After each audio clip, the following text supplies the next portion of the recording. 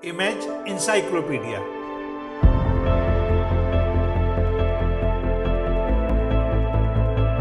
जानकारियों और जिज्ञासाओं की अद्भुत दुनिया। हेलो दोस्तों, अपने इस चैनल के हर वीडियो में हम आपको किसी एक विषय की विश्वसनीय तथ्यों के सहित पूर्ण जानकारी देंगे।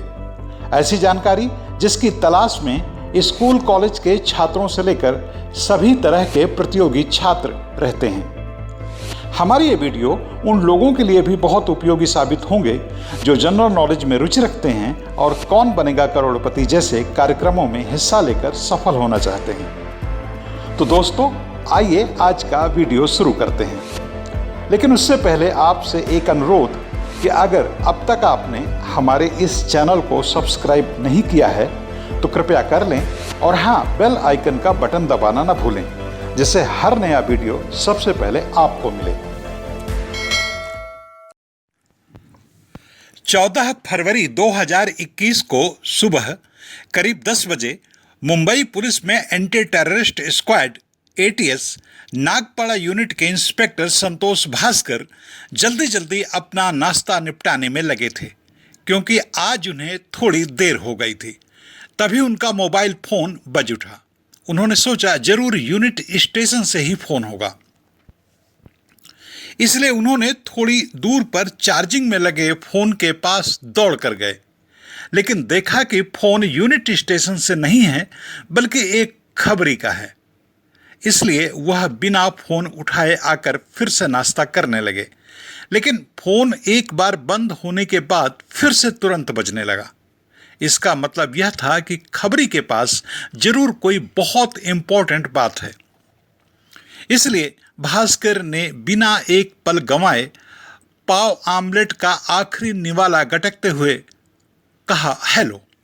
दूसरी तरफ से खबरी ने जो कुछ बताया वह पहले तो भास्कर की समझ में नहीं आया, और जब समझ में आया तो होश उड़ते लगे। लेकिन भास्कर ने खबरी से बस इतना कहा, उस पर कड़ी नजर रखो, मैं थोड़ी देर में तुम्हें फोन करता हूं।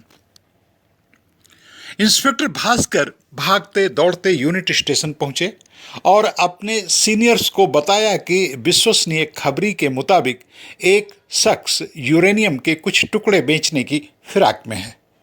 सुनकर सीनियर भी थोड़ा अचकचा गए। एक बारगी उन्हें इस बात पर भरोसा ही नहीं हुआ कि कोई इस तरह यूरेनियम कहां से पा सकता है और किसे बेच सकता है। बहरहाल मामला बहुत गंभीर था, तो बिना एक पल गंवाए एटीएस की टीम तैयार हुई और कुछ ही पलों में खबरी की बताई हुई जगह में पहुंच गई। अगले कुछ मिनटों में एटीएस वालों ने जाल बिछाकर थाने के 27 वर्षीय जिगर जयेश पांड्या को 100 ग्राम यूरेनियम के साथ गिरफ्तार कर लिया।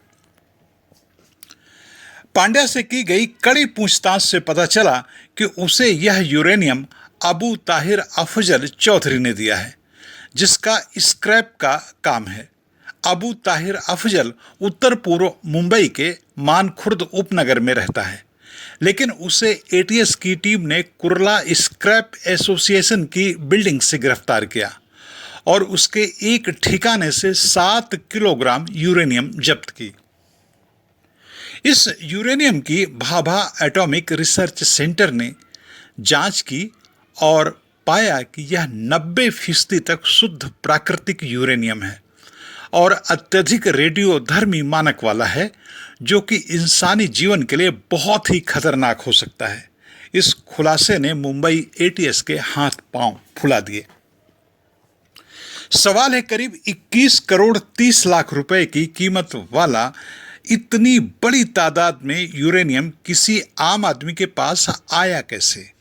क्योंकि 1962 से देश में परमाणु ऊर्जा अधिनियम लागू है, जिसके चलते कोई सामान्य व्यक्ति अपने पास यूरेनियम नहीं रख सकता।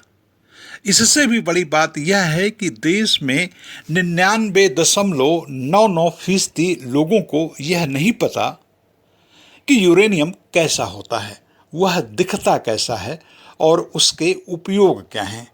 क्योंकि पहली बात तो यह है कि यूरेनियम जैसे तत्व का आम जीवन में कोई सीधा सीधा व्यवहारिक उपयोग या उपस्थिति ही नहीं है। सवाल है ऐसे में फिर जिगर पांड्या और स्क्रैप का काम करने वाले ताहिर चौधरी को कैसे पता कि जो उनके पास है वह यूरेनियम है और वह किसे ग्राहक के रूप में तलाश रहे थे। दरअसल यूरेनियम को लेकर अगर हमारे दिलो दिमाग में इस तरह के खौफनाक ख्याल आते हैं तो इसकी दो बड़ी वजहें हैं। एक तो यह कि 1945 में द्वितीय विश्व युद्ध के करीब करीब खात्मे के दौरान अमेरिका ने जापान के हिरोशिमा और नागासाकी शहरों में जो परमाणु बम गिराए थे, उन बमों के कारण वहां पलक झपकने की देरी में लाखों लोग मौत के मुंह में समा गए थे। ये जो बम अमेरिका ने जापान के इन शहरों में गिराए थे, वे बम यूरेनियम के द्वारा बनाए गए थे। ये ही परमाणु बम थे। कहना नहीं होगा कि तब से दुनिया के दिलो दिमाग में यूरेनियम सबसे खतरनाक तत्व है, जिसकी बदौलत ऐसे खतरनाक हथियार बनाए जा सकते हैं जिनसे होने वाली तबाही की कोई कल्पना ही नहीं है। यूरेनियम के जरिए बनने वाले परमाणु हथियारों की यही विनाशकारी ताकत है जिसने द्वितीय विश्व युद्ध के बाद से दुनिया में एक किस्म का युद्धक संयम बना दिया है, क्योंकि अब हर देश इस बात को भली भांति जानता है कि अगर परमाणु युद्ध हो गया तो दुनिया का अंत हो जाएगा।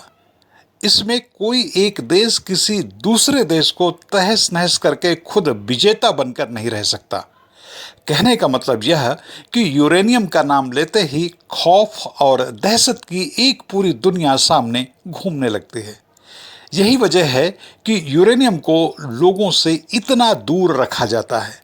निश्चित रूप से यूरेनियम के कई सामाजिक इस्तेमाल भी हैं, जैसे आज की तारीख में बड़े पैमाने पर परमाणु ऊर्जा यूरेनियम के जरिए ही निर्मित होती है। लेकिन चोरी छिपे ढंग से परमाणु ऊर्जा संयंत्र तो नहीं बनाया जा सकता, क्योंकि इसमें अरबों खरबों रुपए का निवेश और एक बड़ा इंफ्रास्ट्रक्चरल ढांचा खड़ा करना होता है, जो कोई व्यक्ति निजी स्तर पर नहीं कर सकता। जाहिर है ऐसे में जिगर पांड्या और ताहिर चौधरी अपने पास मौजूद यूरेनियम के लिए जो ग्राहक तलाश रहे थे, वह ग्राहक कोई उद्योगपति तो नहीं हो सकता। निश्चित रूप से ये लोग अपराध की दुनिया से ही ग्राहक तलाश रहे थे। ये ग्राहक दो ही किस्म के हो सकते हैं। एक ऐसे आतंकी संगठन जो सालों से दुनिया को झकझोर देने के लिए परमाणु हथियारों की फिराक में है, या फिर वो देश जो कुछ भी कीमत देकर परमाणु हथियार हासिल करना चाहते हैं। ये दोनों ही ग्राहक भारत जैसे देश के लिए, जिसका दर्जा अघोषित रूप से एक महाशक्ति का है, बहुत खतरनाक हैं। चूंकि इनके पास 7 किलोग्राम यूरेनियम बरामद हुआ है और वह भी 90% शुद्ध, इसका मतलब यह है कि थोड़ी सी प्रोसेसिंग के जरिए इसे 99% तक शुद्ध करके सबसे खतरनाक परमाणु हथियार बनाए जा सकते हैं। और इस श्रेणी के यूरेनियम से भी मझोले दर्जे के हथियार बनाए जा सकते हैं। गौरतलब है कि अमेरिका ने जापान में जो परमाणु बम गिराया था वह 98% संवर्धित यूरेनियम से तैयार हुआ था। इसका मतलब यह है कि इनके पास से बरामद यूरेनियम से मध्यम गुणवत्ता वाले 7 से 10 परमाणु हथियार बनाए जा सकते थे। यह किसी भी देश के लिए बड़ा सुरक्षा कवच या उसकी विध्वंसक ताकत बन सकते थे। यूरेनियम को बेचने की यह कोशिश और इन अपराधियों के पास से मिली इतनी मात्रा में शुद्ध यूरेनियम निश्चित रूप से बेहद डरावने वाली घटना है। इससे साफ पता चलता है कि कोई बहुत ही खतरनाक आतंकी नेटवर्क देश में मौजूद है, जो या तो भारत के परमाणु संयंत्रों से यूरेनियम चोरी करवा रहा है या इसका अवैध खनन करा रहा है। मामले की गंभीरता को देखते हुए ही मुंबई एटीएस से इस मामले की जांच अब NIA यानी नेशनल इन्वेस्टिगेशन एजेंसी ने 9 मई 2021 को अपने हाथ में ले लिया है, क्योंकि इस खौफनाक सच्चाई के पीछे छिपे उस षड्यंत्र का पता लगाना ही होगा जिसके जरिए हम कैसी भी डरावनी कल्पनाएं कर सकते हैं। इस षड्यंत्र का पर्दाफाश इसलिए भी बहुत जरूरी है क्योंकि पाकिस्तान और चीन ने भारत को दुनिया के समक्ष बदनाम करने की कोशिशें शुरू कर दी हैं कि भारत में यूरेनियम बहुत असुरक्षित है। अगर जल्द से जल्द इस असुरक्षा पर अंतर्राष्ट्रीय समुदाय ने ध्यान नहीं दिया तो यह लापरवाही दुनिया की सुरक्षा को खतरे में डाल सकती है।